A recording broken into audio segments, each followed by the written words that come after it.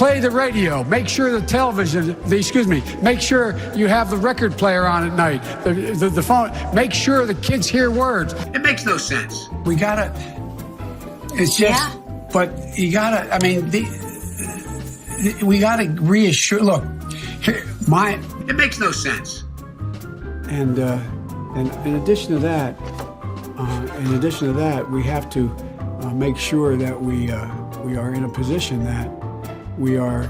It makes no sense. We choose unity over division. We choose science over fiction. We choose truth over facts. That's like just flat out acknowledging we've been doing everything we can do to keep Biden from being the nominee, and guess what? We tried it in Iraq. It's not working, so now we're going to try, in Iran. We tried in Ukraine. The Senate, as of 10 minutes before I got in this call, this is for the program, I will make an education that, in fact, Jill, my wife, is a professor at a community college. Well, I'd like to welcome John to the show. John, thanks for being here, pal. Thank you, sir. Honored to be here. Well,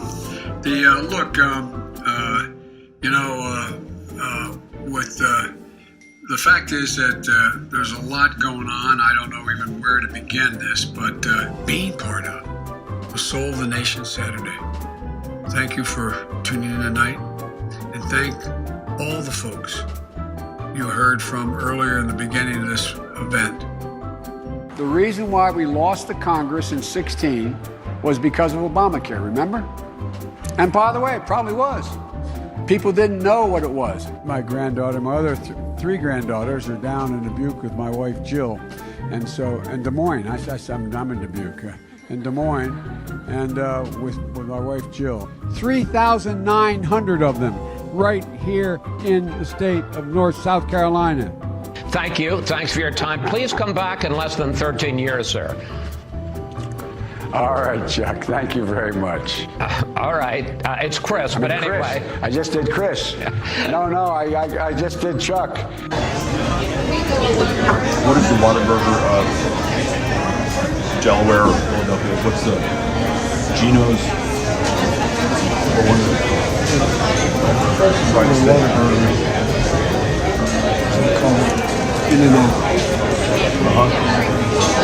Closest to it. There's a lot of McDonald's, there's a lot of Burger Kings, all of them. So I think the In-N-Out Burger is the closest. Folks, now we need to stand behind Jamie Harrison, the next president of the next senator, South Carolina. Well, I'm looking forward to appointing the first African-American woman to the United States Senate. You get a tax break for a racehorse. Why in God's name couldn't we provide an $8,000 tax credit for everybody who has child care costs? It would put 720 million women back in the workforce. What I talked about is how you get things done. And the way to get things done is take a look at the tax code right now. The idea, we have to start rewarding work, not just wealth. I would eliminate the capital gains tax. I would raise the capital gains tax to the highest rate of 39.5%. I would double it. Because guess what? Why in God's name should someone who's clipping coupons in the stock market pay a lower tax rate than someone who in fact is, like I said, a school teacher and a firefighter? It's ridiculous, and they pay a lower tax. If you are the nominee, will you consider either Beto O'Rourke or Julian Castro as a running mate? Yes, I would. I consider either or both of them. But look, I've spoken to each of them, and I've spent some time talking to them. My plea to both of them is that they stay engaged. They are talented people, and there are a number of Latinos that have endorsed our former Secretary of Interior, a whole lot of people who are going to, I can guarantee you that there's going to be Latinos in my cabinet. I guarantee there's going to be Latinos in my White House, and both of them are qualified. It's great to be in Georgetown. What a beautiful, beautiful town. And this building is magnificent. You know, we have a place called Georgetown, Delaware, that was founded in the 1600s. And it is a little like your town. It is the center of the county in the sense, and it is literally the figurative and literal center of the southern county. I've been doing this. I hate to acknowledge it, but how you doing, man? Great to see you. This is one of the leaders in Massachusetts. This is a really, really, really, really fine man. Anyway, so thanks for being here. Speaking of loyalty, God love you. Thank you. But at any rate, the fact is that I even forgot what the hell I was going to say. Excuse my language. I'm back. I've been here a number of times. Last time was, I think, all the way back in 2014. But I've been here before that. I love this place. Look, what's not to like about Vermont in terms of the beauty of it? And what a neat town. I mean, this is sort of a scenic, beautiful town. The mayor's been a good guy, and everybody's been really friendly. Just like in my generation, when I got out of school, that when Bobby Kennedy and Dr. King had been assassinated in the 70s, late 70s, I got engaged. Look what's going on in Venezuela right now. What are we doing? Being irresponsible. I'm the guy that put together Plan Colombia. Straightened that government out for a long while. Now what's happening? Millions of people are crossing the border, destabilizing Bolivia. Already destabilizing the Amazon, but, Brazil. Dealing with what's going on in Colombia. And what are we doing? We're sitting here with our thumb in our ear. Why do we think populist movements occur? And so there's two things we've got to do. We have to move immediately back to reestablish all those standards we had to begin with when we left office and significantly add to them. And the way you do that is, for example, you are in the state of Ohio. And you want to check my shape on, let's do push-ups together, man. Let's do this now. Let's do whatever you want to do. Let's take my Number two. No one has said my son has done any wrong, and I did not on any occasion. And no one has ever said it. Now, I don't say you were doing anything wrong. You said I set up my son to work in an oil company. Isn't that what you said? Get your words straight, Jack. That's what I read here on MSNBC. Oh, we all hear that on MSNBC. We did not hear that at all. What you heard? Look, okay, I'm not going to get one out of you, man. No, I don't want to. Well, yeah, you do, but, look, here's the deal. Here's the deal. It looks like you don't have any more backbone than Trump does. So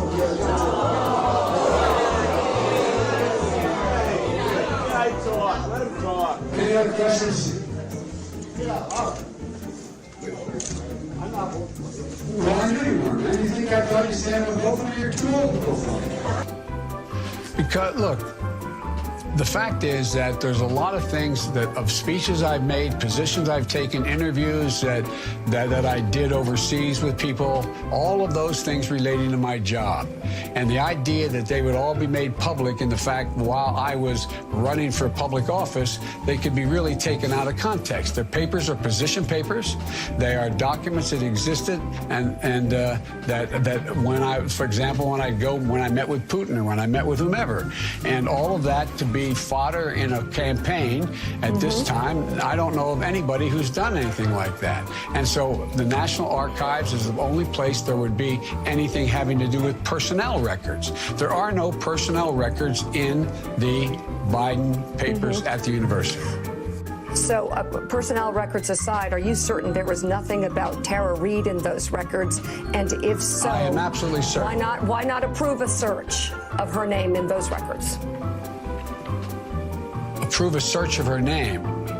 Yes, and reveal anything that might be related to Tara Reade in the University of Delaware records.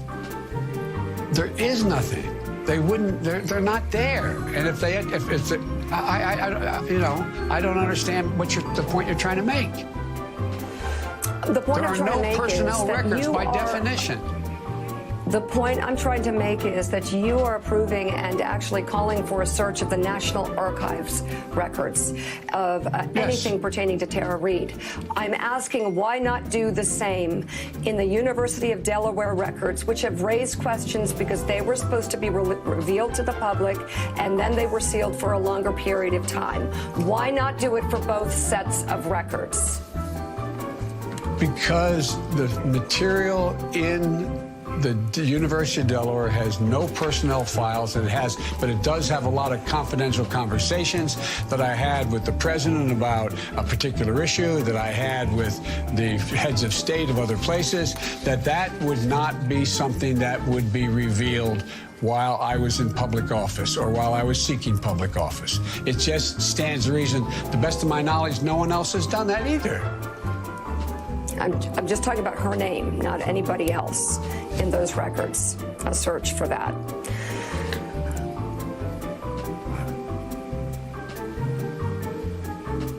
Nothing classified with the president or anybody else. I'm just asking, why not do a search for Tara Reid's name in the University of Delaware records? Look, I mean, who does that search? The University of Delaware. Perhaps you set up a commission that can do it. I don't know. Whatever is the fairest way to create the most transparency. Well, look, Mika, she said she filed a report. She has her employment records still. She said she refiled a report with the only office that would have a report in the United States Senate at the time.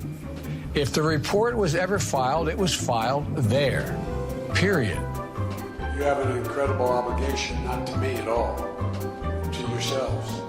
Because what you do here in Iowa. So what do we do? We're not got an organization. If you're a business person and you want to get a tech person, you go to this particular organization. And we said, come in and find us people who can do this job. And through a program we had through community colleges, we said, look, put together a program for us where we can teach people how to code. So they went out literally into the hood and they turned out 54, they had to be all women, the vast majority were women of color, no one with more than a high school degree, ages 24 to 54, and almost a third of them only had a GED. Not just to rebuild the economy, but to transform it, to make our economy more resilient, whatever comes our way in the future. Making sure everyone has paid sick leave and child care support. Remaking our system of unemployment insurance into employment insurance to help people to keep their jobs and get them in the first place. Putting millions of people to work, building a new green economy that will position us to own the 21st century. Just be straight up. If I'm your president, with me it starts here in my gut, goes to my heart, and then I articulate it. I don't trust people who, in fact, stay with me if it starts here and doesn't ever work its way down to the heart. Just people who are high school degrees, who bust their neck. It's because I believe with every fiber in my being, and I really mean it, that my dad used to always say, everybody's entitled to be treated with dignity. Not a joke. Not a joke. Ask any reporters, ever see me walk by anybody in the street and I'd say hi to them? Or somebody begging for money? I haven't any money, but, just treat people with dignity. It's one of the things when I talk about restoring the soul of the country. Americans are terrified. What is your message to them? My message is that the president has to move more rapidly. We know from experience that speed matters. We know that you can't go too fast. It's about going too slow. And in order to avoid those very high numbers, we have to do at least several things. One, we have to depend on what the president's going to do right now. And first of all, he has to wait till the cases before anything happens. Look, the whole idea is he's got to get in place things that we're shortages of. We're not testing enough people. Our first responders, docs and nurses don't have the gloves, the masks. They don't have the equipment they need. We're short on ventilators. And as this spreads to other areas, and which is likely to do, we don't have the capacity to surge the equipment that they need. He has to use the Defense Production Act much more aggressively, including not just the ventilators, but getting gloves, masks, shields, gowns, etc. And the move by the Justice Department last week to dismiss the case against him for lying to the FBI. The president said yesterday that move is justified because President Obama targeted Flynn. He called it, quote, the biggest political crime in U.S. history. Your former Senate colleague, Charles Grassley, has added that Flynn was entrapped and asked on the Senate floor, what did Obama and Biden know?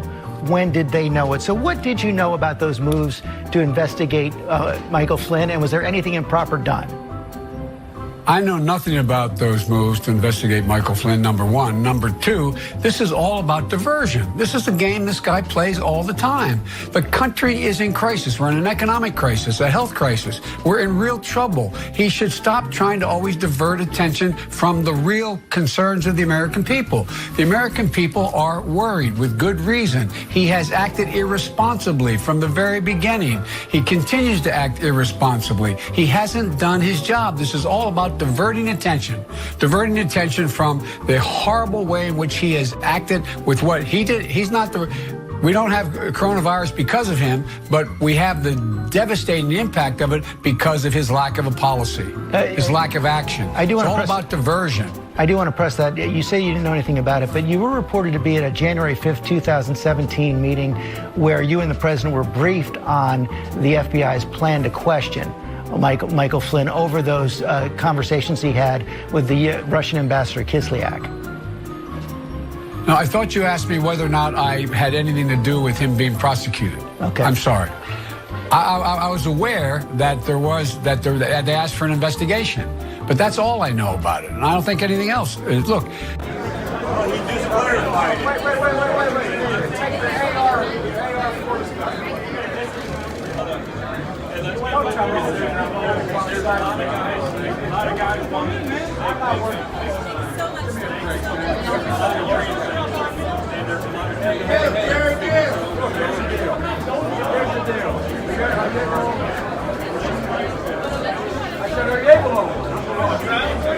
The president has been critical of the administration of you, President Obama, and you, saying that they inherited, antiquated guidelines, and also there are other experts who did warn after 2009 that medical equipment like life masks, that the masks were depleted after the swine flu outbreak. Should the Obama administration have done more to replenish the supplies in preparation for future outbreaks? Well, we spent a lot of time. I was not part of it. We have to make sure everyone has access to maintain affordable health insurance coverage. We should be making it easier, not harder, to make sure make sense to, let me put it another way. It makes no sense. Did Senator Sanders provide input on a possible VP pick? No, he didn't. But as I said, the context was I talking to him about who I should pick or whether I should pick. It's anything like that. Look, Bernie has an incredible following.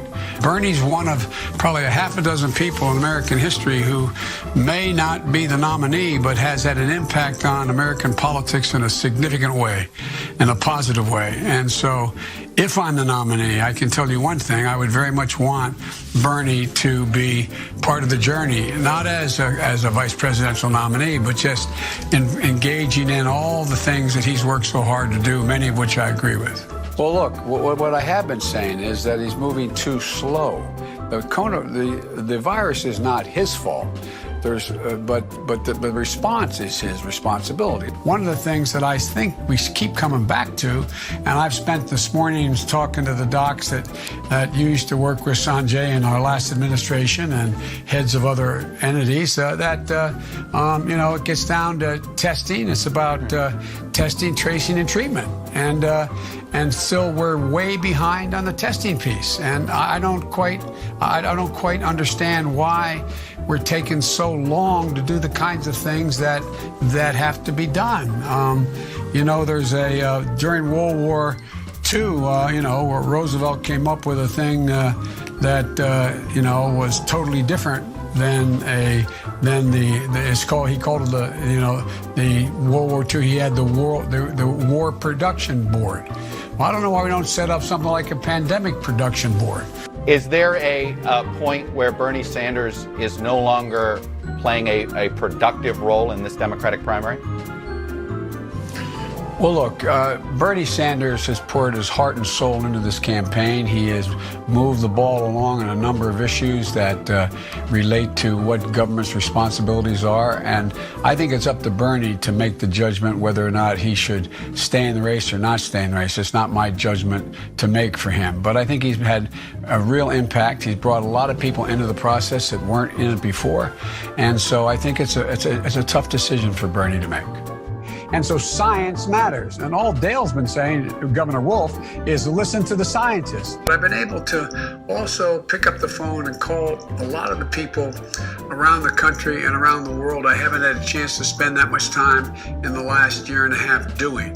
And whether it's world leaders or close friends, to get their sense of what they think we should be doing going into and coming out of this god-awful pandemic. I've gotten to read more on a regular basis than I have before. I read a lot of political history. Well, I've been reading too. I actually finally got to read all of Michelle Obama's biography, which is great. Pretty good, isn't it? And that's why, for example, calling out the retired medical personnel from the United States military who are raising their hands saying, we'll go in and help. The University of Pennsylvania, where I taught, where they graduated all their med students early so they could now go in and help in hospitals now. And this is a man who, when I called Pete when he got out, which surprised me when he said he was going to suspend his campaign, I didn't ask Pete to endorse me, but I called him and told him that we needed him to stay engaged. We needed him badly to be involved. Because when he talked in the campaign and the debates about passing the torch to the next generation, that's absolutely essential. Do you think we'll have a candidate by the Memorial Day? Well, my guess is we probably will. I don't make that guarantee, but by that time, this nominating process is, because of the good graces of Bernie Sanders and others, has ended earlier than it usually does, even though we've not had a convention yet. I'm quite sure that'd be the case, because right now the convention is scheduled in August before Memorial Day. Are you saying Memorial or Labor? I said Memorial Day. Oh, no. It won't be before Memorial Day. No, it won't. We're just getting the process underway. 4th of July? Well, I don't know. I'm not going to make that commitment. All right. We have an opportunity now to take in a recovery act, a real recovery. We can fundamentally change the science relating to global warming. I got to be honest with you, over the last 2 weeks or so, I've had a lot of people ask me online every single day, where is Joe Biden? As a candidate for president, are you making yourself visible enough, especially during this crisis? Because it is a fine line to walk. You certainly don't want to be seen as the candidate who is politicizing a pandemic when Americans face this crisis. Everything that I have done has been designed to be constructive. You may recall I was the first one to call for the president way back in January 17th to take this seriously. A real serious crisis is coming, an article I wrote. I talked about doing the Defense Production Act before anyone came along. I put together a group of people who are outside experts who don't adhere to any party. They've served for 4 different presidents. And I'd fully implemented the Defense Production Act to get all the data, all the information that's needed, all the gloves, the masks, all the things that our first responders and docs and nurses need. We have to invest more money in dealing with pandemic research, dealing with viruses, dealing with studies relating to what these viruses are likely to be in the future. There's more than one coronavirus. This COVID-9 is one strain of that. They had to put themselves in a position where they started off in debt, where they weren't able to buy a home. They weren't able to go out and buy a car because of the debt they inherited, because of what happened with everything from the H1, anyway, because of viruses, because of the concern we have with the financial collapse. And then look, and a lot of them lost a lot in the meantime. What makes you the best post-COVID-19 choice? Well, that's a kind of a presumption to say for me to answer. But we went through in our administration the H1N1 virus. We also dealt with the whole pandemic that was in Africa, kept it under control by, doing what I urged the president to do months ago, and he's doing now, get the United States military in, building hospitals. Remember, the president promised not long ago that there'd be in the CVC parking lots and Walgreens parking lots, and I forget the other one he mentioned, there would be testing sites that were all set up in those parking lots to be ready to go, and they'd be done in the hundreds, et cetera. And look, it's been done. We're going to get the election results about another week or so after this. I forget the date, the 13th. And I think that I think if there is an election, if there was an election, if people, depending how many showed up, I think I will have done well, but who knows? We're going to find that out. That's another issue. But we're going to finally achieve comprehensive immigration reform as well, put millions of citizens on a pathway to citizenship, including so many who are on the front lines right now. Supply of those N95 masks, 96 masks. I have to admit to you, I was not only surprised, but somewhat stunned. Although I had met Sully and his wife at an event in Los Angeles back in the spring, late fall, late spring, late winter, early fall, anyway, you know what I mean. Back in California. And for example, tests. We're in a situation where we have tests that are not being distributed, number one, because there's no one person, no commander in the White House or the administration like a military commander determining distribution of what is available. Mr. Vice President, thank you so much for your time, sir. Thank you. And I just realized all this time I'm looking at you and I'm supposed to be looking at the camera. So they probably think at home. I had the same thing. I'm looking straight at you. Thank you. Thank you. Thank you so much. Thank you. And folks, but to unify this nation, we first have to unify our party. And over the past week, we've gone a long way toward doing that. Mayor Pete, Senator Klobuchar, Beto O'Rourke, Senator Booker, Senator Harris, Mayor Bloomberg, they have done something that I think the press is perplexed with as much as I am, that they've all come out and endorsed one. The government, the federal government, is in charge. The president says he's a wartime president. This is a war against this virus. He should act like a wartime president. He should have someone else in charge with him, making sure all these things get implemented. It's not like we didn't know this was coming. The president dismantled almost all of that, and he drastically cut the budgets for the CDC. He drastically cut the budget for anyway. So he didn't follow through on any of what we suggested was a real problem. I insisted that I didn't insist. I suggested that we should have people in China at the outset of this event.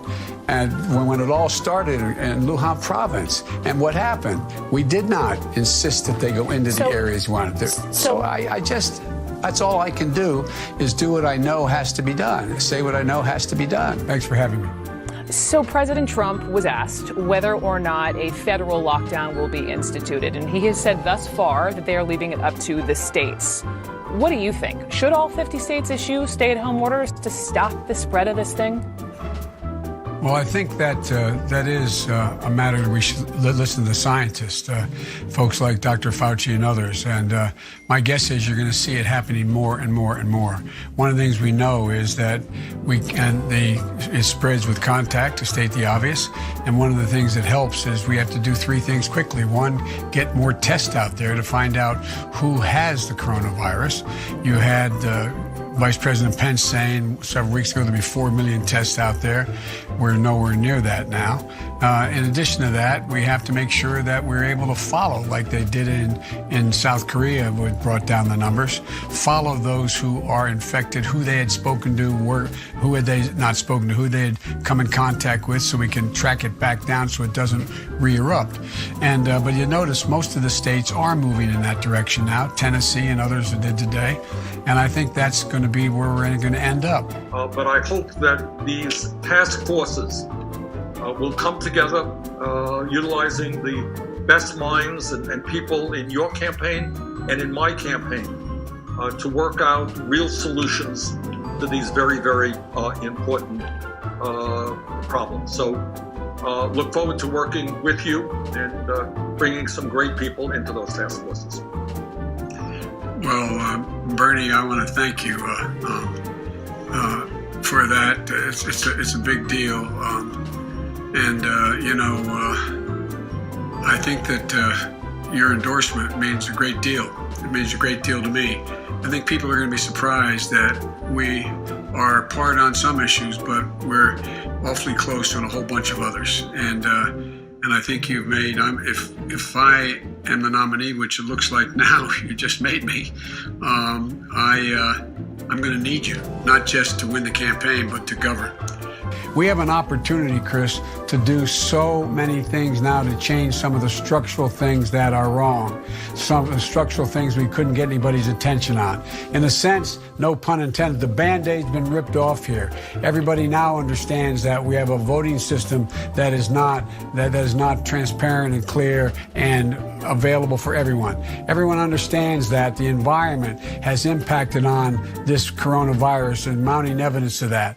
Everyone understands that we have to lead the world. We can't just sit back because no one else will. Anyway. I've got a question for you before we go, because I know I got to get running, but are Fig Newtons your favorite snack? Well, they're among the favorite. You know why? They're small and I can sneak them. That you can buy little packs of them, and I get them on the planes when I fly back and forth. But the thing that everybody makes fun of me, that when in doubt, I have a peanut butter jelly sandwich. But I learned everybody was making fun of that, and I found out John Kerry has the same addiction. Peanut butter and jelly sandwiches. Peanut butter jelly sandwich is always good. My daughter and I enjoyed it when you were in Michigan and you shared your Fig Newtons with us. That's right. I had some then. I remember that. Yeah, I always have little packs of them with me. Well, anyway, thank you very much, Gov. I look forward to working with you and doing this again. These viruses, George, they have no borders. You can't build a wall. You can't have, people at the border trying to stop it. It's beyond that capacity. You have to know what's coming, where it's coming from, and how to deal with it. Based on the latest data from the Center for Disease Control and Prevention, that's the premier outfit we have in the federal government, it is also clear that young people need to practice social distancing and self-isolation for their own personal protection. According to a report last week of what they call, COVID-19, which is a coronavirus, infections that require hospitalization in the United States, nearly 40% were among people aged 20 to 54.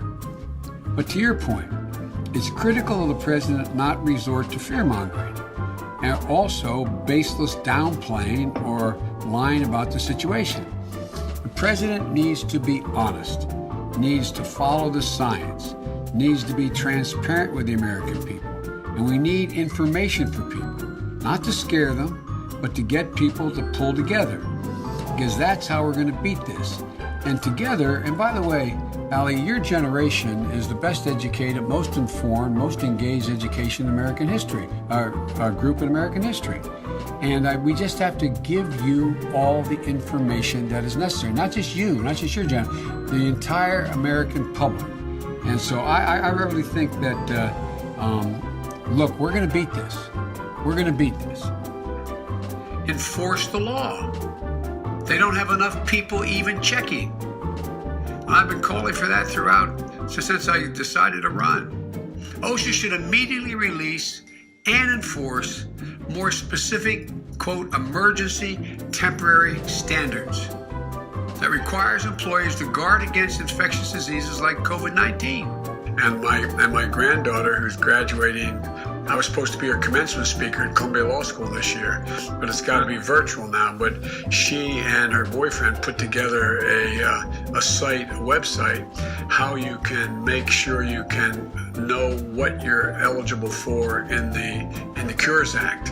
And it's really gotten a lot of wide publicity, and not publicity, viewership. Look, you have entire generation of young people beginning back in 2000 when the attack occurred on 9/11 that in fact have been behind the 8 ball from the time they got out of school, whether it was high school or college. We ended up in a situation where we had the Great Recession. I know people are worried, not just if you or your loved one are going to get sick. You're worried about how you're going to make the rent, worried about how to pay the bills, keep food on the table, worried about when the relief checks are going to come through that have been voted by the Congress. You know, that's the key part of the 10-point, what I call a make-work checklist that I put together last week and offered to the President of the United States, President Trump. On January the 17th, I think, I wrote an article for one of the major press outlets saying that we had to begin to act now. We knew what was happening in China. We talked, guys like me, and I'm not the only one, others, talked about the need to employ the Defense Authorization Legislation Act to be able to move. Thirdly, we're going to have an opportunity, I believe, in the next round here to use my green economy, my Green Deal, or to be able to generate both economic growth and consistent with the kind of infusion of monies we need into the system to keep it going. One of the ways to make sure these jobs are available that may get lost or hurt in the meantime is to provide the kind of jobs that are prevailing wages where people are making $45, $50 an hour plus benefits by building new infrastructure. We're going to need new infrastructure going down the road here, and it's a way to generate economic growth. That's going to be, I think, the next round we have to be looking at. We should be making those masks. We should be moving on those ventilators. We can do that. Why doesn't he just act like a president? That's a stupid way to say it. You know, Donald Trump was asked on... Sorry. Go ahead. No, probably best I don't. Medicare doesn't fix that. My plan, the Obamacare that I build on, would take care of it all in terms of the billing and all those things that are concerned about what it's going to cost them. But it does not solve the underlying problem. Where do you go? Who do you talk to? What information do you get? That is not something that if anyone on Medicare today, let me put it this way, anybody's on Medicare today, okay, they have Medicare. Do you think they're any less concerned? Is the fact that an elderly person who's worried about or is in a nursing home and has Medicare or is working in a way that all their bills are covered from Medicare? They're saying, well, I'm okay, don't worry about this.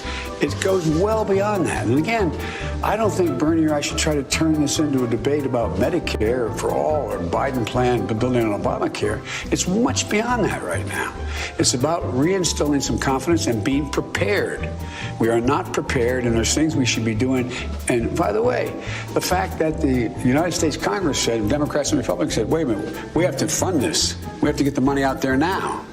Well, I mean, it goes well beyond a plan. It goes beyond what structures exist in society today in the United States of America to deal with this problem. What are they? And what I'd be doing is convening the top experts in the country all together, including the private sector, and say, okay, what are you going to be doing in your place of business that, in fact, if we do have open up sectors of the economy, that it's going to be less likely anybody's going to be able to spread this disease? I would be making sure that that we brought in OSHA to figure out how we can do protection for workers on the job when we get, no matter what the job is. But most of all, Willie, I think you have to say to people, you know, look, we're going to make sure that mainstream can open back up, and when it does, you're going to have a job. That's why these programs that have been, the so-called CARES Act that got passed, the money has to get to ordinary people and ordinary small businesses. Those people employing 2, 5, 10, 20 people. I know we have to help 500, small businesses of 500 or less. Being the public option, providing for the additional funding that would provide for no hidden bills, etc. And I can get it done, I can get it done quickly, and people will be covered. But even I can't do that for another a year between now and November, or actually January. But to be covered, which means that they can't build any factories or anything within 1 mile of the estuary of the Delaware River and the Atlantic Ocean and Chesapeake. And so the whole point of this is that we can do a lot to deal with endangered species. And one of the things I would like to raise is that we have to deal with this on an international basis as well. Because right now, for example, we have a thing, Brazil has the Amazon is burning because they're trying to clear the Amazon in order to make money in agriculture. We can put politics aside and meet the moment like governors all across this nation are doing. Governor Mike DeWine in Ohio, Governor Larry Hogan in Maryland, Governor Charlie Parker in Massachusetts, Gavin Newsom in California, Jay Inslee in Washington, hard hit, Gretchen Whitmer in Michigan. Number 2, the fact is that the first 2 states are important, but they don't determine the outcome. Number 3, we haven't had a debate yet. We have 1-minute, 15-second assertions. You call these debates? I've been in debates. I debated Paul Ryan. I debated that woman from Alaska who could see Russia. Okay? I did pretty well. There were debates. You can answer questions. Look, folks, come on. And from the very beginning, the good news was the bad news. I've been the front runner all the way through. So guess what? I knew it. I got this great big target on my back. I'm not complaining. It's just a reality. And so what do? Are you still kicking your dog? You got 15 seconds to answer. Come on. We're going to get to debates pretty soon, I hope. Real debates. Where we can actually have exchanges on the merits and on the fundamental and the details of what we're talking about. I'm not suggesting that. And by the way, again, figuratively speaking, raise your hand if you think 15 of these debates make a lot of sense, or 20 or 90 or whatever happened. But look, it's what they are. So you play by the rules that are set at the time. Even though the rules seem to be changing a little bit. If I'm Julio Castro or I'm a couple other guys, they didn't change the rules to allow me to stay on the debate stage. But now the rules gets changed to put someone else on the debate stage, and in the primary he can't even run it. Look, it's what it is. You deal with what's before you. As my dad would say, never explain and never complain. But the fact is, I think it's a little bit of an exaggeration. And you notice, I don't know what happened last night, but every other debate, the numbers have dropped.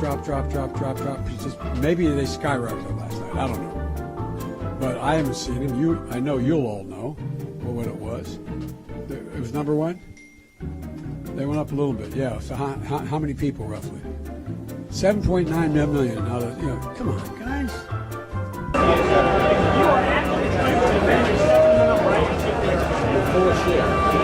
Now, notice us. Support the second. Just like right now, if you yell fire, that's not free speech. We're again. I have shotgun, I have 20 games, 12 games, my son's hunt. Guess what? You're not allowed to own anyway. I'm not taking the gun away at all. You need 100 rounds? You were in veto when you said you're going to take your gun. I did not say that. That's not true. I did not say that. It's a viral video like the other ones we put out there. Check it live. Well, he just clarified it. Wait. Take your AR-14s away. Okay, this is not okay. Hold on. Hey, let's keep there's a lot of guys. A lot of guys want it.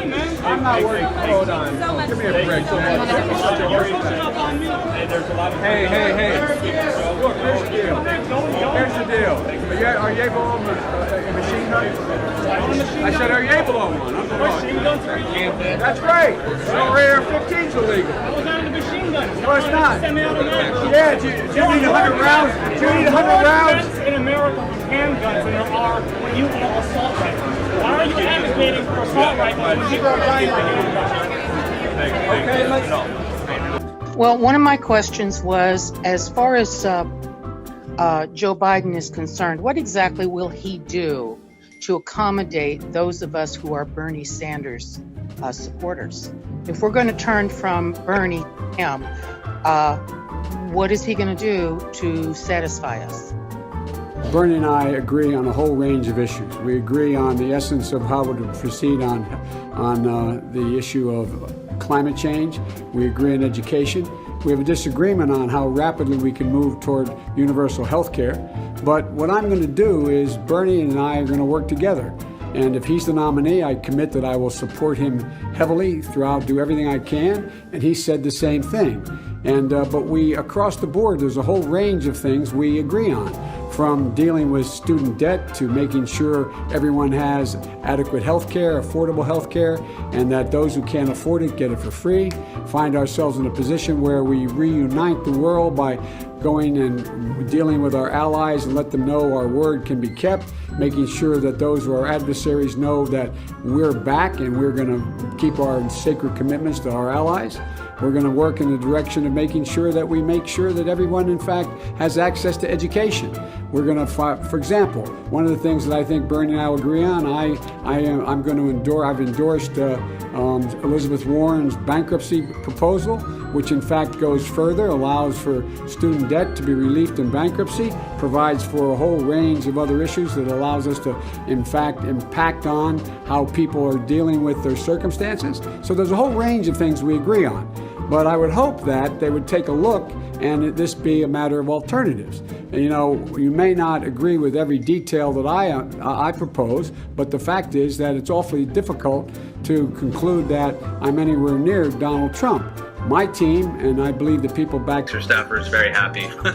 What do you need to do there? Well, I'm sure we can do better on the internet. I'm positive of that. But the fact is that we're trying. Recent events, the Instagram question answer with one of the leading soccer players in the world, the latest episode of Here's the Deal podcast with Andrew Young,